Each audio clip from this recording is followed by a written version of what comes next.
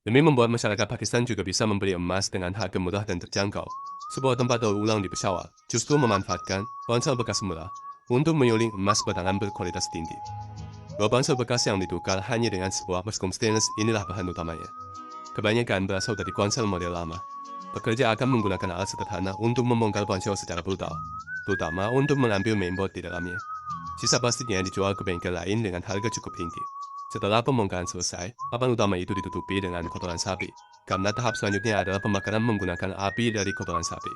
Tujuannya agar dimasukkan pada papan sirkuit meleleh, sehingga komponen-komponen bisa cepat terlepas. Setelah dibakar selama 2,5 jam, sebagian besar komponen sudah terlepas. Lalu, papan itu dimasukkan ke dalam mesin penggiling berbentuk drum yang berisi bola-bola logam. Saat mesin berputar, bola-bola tersebut menghancurkan papan menjadi serbuk halus. Setelah hampir 1 tahun proses penggilingan, papan-papan itu berubah menjadi bubuk logam halus.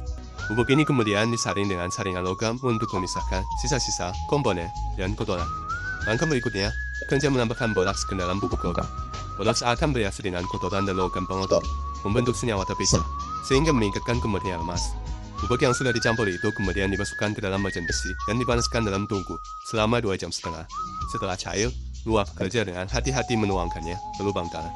Ketika logam mulai mendingin, mereka mengiris lapisan kotoran yang mengatas di permukaannya.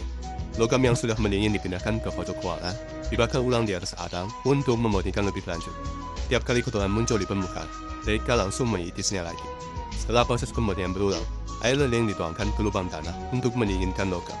Saat sudah dingin total, bongkahan logam itu diambil dan direndam dalam air bersih di dalam drum besar, lalu ditambahkan larutan asam nitrat. Terjadi reaksi kimia kuat yang menghasilkan gas beracun dioksida nitrogen, berwarna coklat kekuningan. Dalam proses ini, logam pengotor larut dalam cairan, sementara emas tidak bereaksi dan tetap tersisa. Setelah reaksi selesai, cairan dibiarkan mengendap selama 2,5 hari, lalu disaring perlahan. Endapan di dasar wadah inilah yang disebut emas scones. Bentuk mentah dari emas murni. Setelah dikeringkan, emas scones dipanaskan kembali dengan kompor api, sambil ditambahkan sedikit boraks untuk meningkatkan kemurnian akhir. Saat meleleh sempurna, cairan emas dituangkan ke cetakan logam, dan ketika dingin, jadilah emas batangan murni berkualitas tinggi.